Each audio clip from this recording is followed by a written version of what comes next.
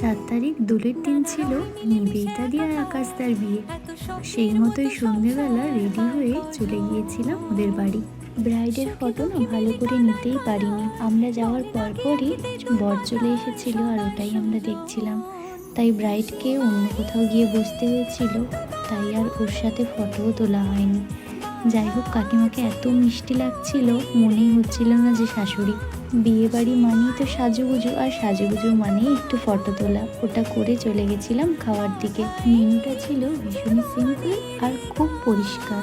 ফার্স্টে দিয়েছিল salad, vegetable chop আর কাসুন্দি, এরপরে বাসন্তী পোলাও আর পনির, তারপরেই ছিল সাদা ভাত, সাথে ভেজ ডাল আর লেবু, আর সাথে ঝুরি আলু ভাজা।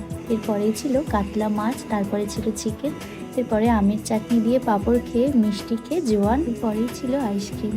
আর এটা ছিল আমাদের বিয়েবাড়ির ব্লগ। কেমন লাগলো আজকের ব্লগটি? সবাই